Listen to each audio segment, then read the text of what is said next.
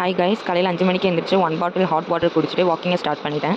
காலையில் எழுந்தோடனே நான் hot water குடிச்சிருவேன். எதனாலனா எனக்கு எந்திரிச்சு பல்ல விளக்குன உடனே அடுத்த செகண்டே வயிற்றுக்கு ஏதாவது போடுடின்னு என் வயிறு சாப்பாடு கேட்க ஆரம்பிச்சிடும். அதனால் நான் எந்திரிச்சோடனே 1 பாட்டில் ஹாட் வாட்டர் குடிச்சிருவேன். ஸோ அது கொஞ்சம் ஃபில்லிங்காக இருக்கும். அதுக்கப்புறம் எப்பவும் போல் வாக்கிங்கை ஸ்டார்ட் பண்ணிட்டேன். இன்றைக்கும் 7000 ஸ்டெப்ஸ் எப்படியாவது நடந்துட்டு தான் இங்கேருந்து போகணுன்னு முடிவு பண்ணியிருக்கேன். நடந்துகிட்டே இருந்தேன். ஒரு 1 ஹவருக்கு விடாமல் நடந்துகிட்டே இருந்தேன். காலைல செம்ம பெயின் ஆச்சு. அதுக்கான ரிசல்ட் கிடைக்குமான்னு நினச்சேன். நான் நினச்ச மாதிரி எனக்கு ரிசல்ட் கிடச்சிது. அது என்னன்னா, எப்பவும் நான் 7000 ஸ்டெப்ஸ் நடப்பேன். ஆனால் இன்றைக்கி பார்த்தீங்கன்னா நான் 8000 ஸ்டெப்ஸ் நடந்திருக்கேன். அதுவே பெரிய வெற்றி. 7000 ஸ்டெப்ஸ் ஆயிருக்கும் தான் நினச்சேன். ஆனால் 8000 ஸ்டெப்ஸ் நான் கொஞ்சம் கூட எதிர்பார்க்கல. அப்புறம் அம்மா வந்து ஃபிஷ் வாங்கணும்னு சொன்னாங்க. ஸோ ஸ்ட்ரைட்டாக திருப்பூர் ஃபிஷ் மார்க்கெட்டுக்கு நாங்கள் கிளம்பிட்டோம்.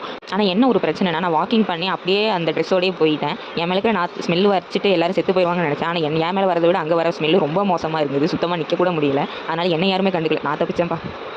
அங்கே போனால் டிஃப்ரெண்ட்டாக ஃப்ரெஷ்ஷாக நிறைய மீன் இருந்தது. அதோட பேர் எதுவுமே எனக்கு தெரியாது. உங்களுக்கு தெரிஞ்சால் ஜஸ்ட் கமெண்ட் பண்ணுங்கள் கைஸ்.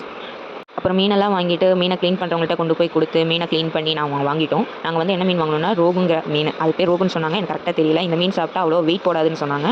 ஸோ நாங்கள் இந்த மீனை வாங்கிட்டோம்.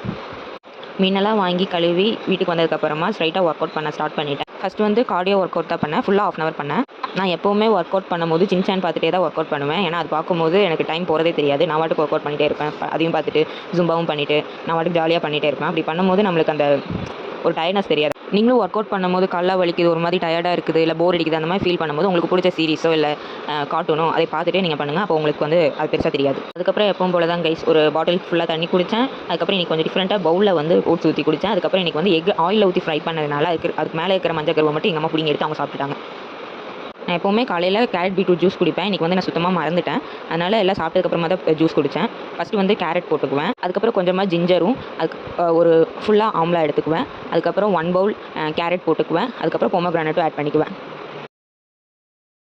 அதுக்கப்புறம் மூடி போட்டு நல்லா டைட்டாக மூடி அதை கொண்டு போய் நல்லா ஃபைன் பேஸாக அரைச்சி எடுத்துட்டேன் மிக்சியில் போச்சு. அப்புறம் ஒரு பவுலில் அதுக்கு மேலே ஃபில்டரை வச்சு இந்த ஜூஸை ஊற்றி நல்லா ஃபில்ட்ரு பண்ணி எடுத்துக்கணும். உங்களால் அப்படியே குடிக்க முடியும்னா அது உங்களோட விருப்பம். என்னால் சுத்தமாக குடிக்கவே முடியாது. அது ஒரு மாதிரி தரித்தரியாக இருக்கும். அதனால் என்னால் உள்ளே இறக்க முடியாது. ஸோ நான் அதை நல்லா ஃபில்ட்ரு பண்ணி எடுத்துருவேன். ஃபில்ட்ரு பண்ணதுக்கப்புறமா பார்க்குறதுக்கு எப்படி தான் இருக்கும். அப்புறம் ஒரு பெரிய கிளாஸில் நல்லா ஊற்றி உட்காந்து நல்லா குடிச்சிடுவேன்.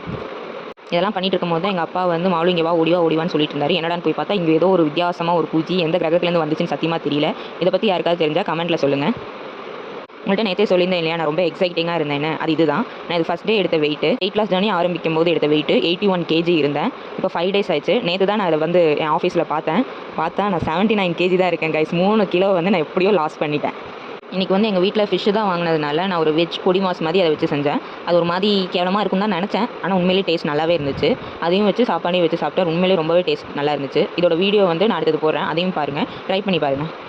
எல்லாத்தையும் ரெடி பண்ணி ஒரு பவுலில் சர்வ் பண்ணும்போது பார்க்க இப்படி தான் இருந்துச்சு. பார்க்கவே நல்லா இருந்துச்சு, சூப்பராக இருந்துச்சு. டேஸ்ட்டும் அதை விட சூப்பராக இருந்துச்சு. நிச்சயமாக ட்ரை பண்ணி பாருங்கள். எங்கள் வீட்டில் ஃபிஷ் வாங்கி ஒரு சைடு மீன் குழம்பு ஒரு சைடு வறுவல்னு செஞ்சு என்னை கொண்டுட்டாங்க. நான் டயட்டில் இருக்கேன்னு தெரிஞ்சும் என்னை போய் அந்த மீனை வந்து பார்த்துக்க சொன்னாங்க, திருப்பி போட சொன்னாங்க.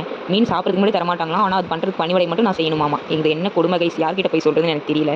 பார்க்கும்போது உண்மையிலே டெம்ட் ஆயிடுச்சு கைஸ். அதுக்கப்புறம் எல்லாமே ரெடி பண்ணி எல்லாத்தையும் சைடில் எடுத்து வச்சுட்டு ஒரு சாப்பாடை போட்டுட்டு நடுவில் மீன் கொண்டு வச்சு அது பக்கத்தில் மாங்காய் வச்சு அது பக்கத்தில் வறுத்த மீன் 3 பீஸ் வச்சுட்டு எடுத்து என் கையில் கொடுப்பாங்கன்னு பார்த்தா தூக்கி எங்கள் அப்பாவோட கையில் கொடுத்துட்டாங்க. அப்புறம் எங்கள் அம்மா என்னை பார்த்து நீ தான் டயட்டில் இருக்கல, ஒழுங்காக உனக்கு கொடுத்த சாப்பாடு சாப்பிடுன்னு சொல்லி அசிங்கப்படுத்திட்டாங்க கைஸ். அப்புறம் எங்கள் அக்காக்கு மெட்டர்னிட்டி ட்ரெஸ் வாங்க வேண்டியது இருந்துச்சு. ஈவினிங் போல் கிளம்பிட்டோம். போகிற வழியில் அம்மா டீ குடிக்கணும்னு சொன்னாங்க. அங்கே போனோன்னே என் வாயை அடக்க முடியல. ஒரு கேக்கு வாங்கி 1/2 சாப்பிட்டுட்டு சுகரில் நான் ஒரு கோல்டு காஃபி குடிச்சிட்டு இன்றைக்கான நாளையும் முடிச்சிட்டேன் கைஸ். நாளை சந்திப்போம். பாய்.